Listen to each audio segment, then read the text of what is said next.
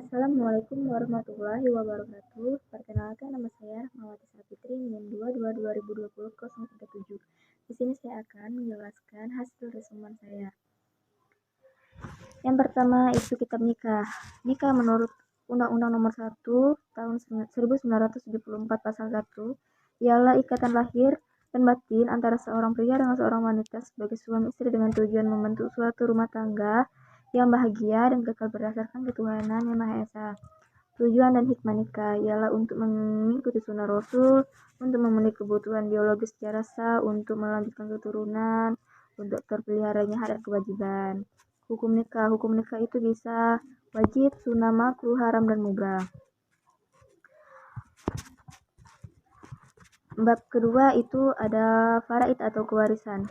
Faraid ialah bentuk jamak dari faridah, artinya takdir atau ketentuan. Menurut istilah syarah, ialah bagian yang telah ditentukan oleh ahli waris. Beberapa hak yang berhubungan dengan harta warisan itu tidak setiap harta yang ditinggalkan pewaris dapat langsung dibagikan kepada ahli waris. Di sana masih ada hak orang lain dan hak si mayat sebelum harta warisan dibagikan kepada ahli waris. Seperti yang pertama itu dikeluarkan zakatnya 2,5%, yang kedua dikeluarkan biaya pengurusan jenazah, yang ketiga itu ditunaikan wasiatnya. Sebab-sebab waris mewarisi. Yang pertama ada perkawinan, kedua kekerabatan, ketiga wala, dan keempat hubungan Islam. Sebab-sebab tidak mendapat warisan itu ada perbudakan, pembunuhan, berlainan agama, berbeda negara. Rukun dan syarat waris mewarisi. Rukun waris mewarisi itu ada 3, yaitu mauruts, muwarits, dan warits. Jika syarat waris mewarisi itu ada 3, yaitu matinya muwarits, hidupnya warits, tidak adanya penghalang mewarisi. Bab 3 itu ada zakat. Zakat berarti tumbuh, suci, dan berkah. Menurut istilah, zakat ialah kadar harta tertentu yang diberikan kepada yang berhak menerimanya dengan beberapa syarat-syarat tertentu. Penyaluran dana zakat. Allah Subhanahu wa Ta'ala telah menetapkan ada 8 golongan yang berhak menerima zakat. Yang pertama itu fakir miskin, amil, mu'alaf, hamba berhutang di jalan Allah, dan musafir. Bab keempat itu wasiat, hibah, dan wakaf.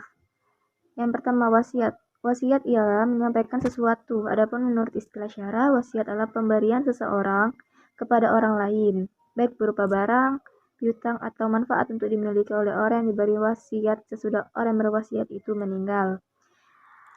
Rukun wasiat itu ada orang yang memberi wasiat, ada orang yang diberi wasiat, dan ada barang yang akan diwasiatkan. Yang kedua itu hibah. Hibah ialah memberikan kepada orang lain baik berupa harta ataupun bukan.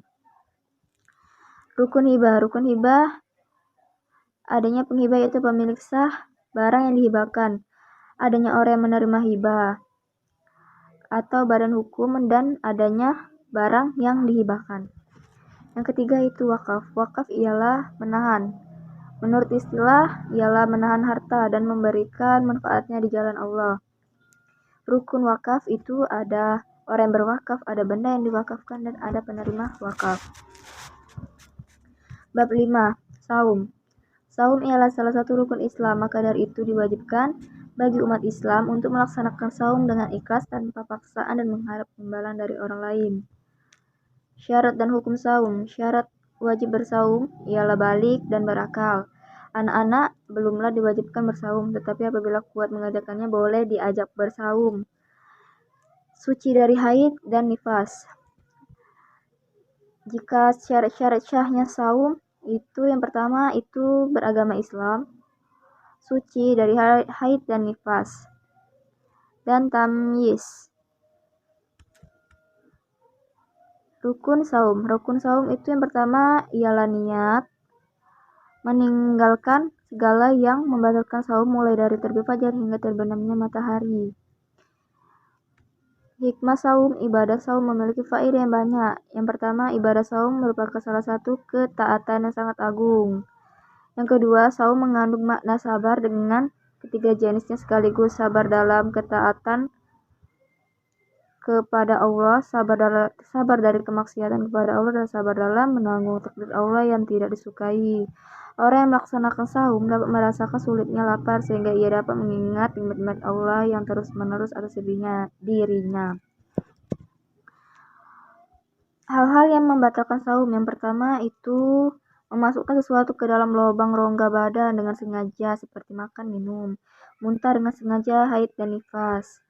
6. Itu ada haji. Haji ialah menuju ke suatu tempat secara berulang-ulang.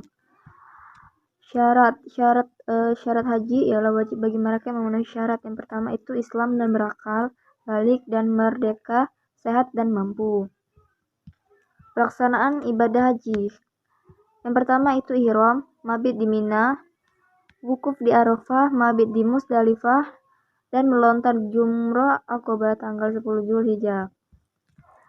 Larangan ibadah haji. Yang pertama itu menggunakan pakaian berjahit bagi laki-laki, menggunakan penutup kepala bagi laki-laki, menutup muka dan telapak tangan bagi perempuan. Umroh secara etimologi umroh berarti mengunjungi. Semakna dengan zarahu, mengunjungi. Umroh disebut dengan haji kecil karena punya kesamaan dengan haji dalam hal ihram, tawaf, sa'i dan mencukur atau memotong rambut. Secara arti syara umroh adalah ziarah ke Baitul Haram dengan mekanisme tertentu, yaitu ihram, tawaf, sa'i, dan tahallul. Umroh juga bisa dilakukan pada waktu kapan saja. Perbedaan haji dan umroh. Yang pertama, ibadah umroh tidak memiliki waktu tertentu dan tidak bisa ketinggalan waktu.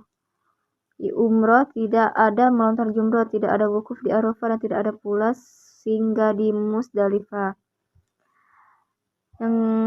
Yang ke-C, tidak adanya jamak antara dua sholat seperti dalam pelaksanaan ibadah haji. Yang ke-D, miqat umroh untuk semua orang adalah tanah halal, sedangkan dalam ibadah haji, miqat bagi orang yang Makkah adalah tanah haram.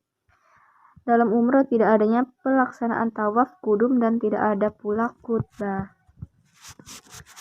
Sekian, itu saja penjelasan yang bisa saya sampaikan. Lebih dan kurangnya saya mohon maaf, dan kepada Tuhan saya mohon ampun saya ucapkan.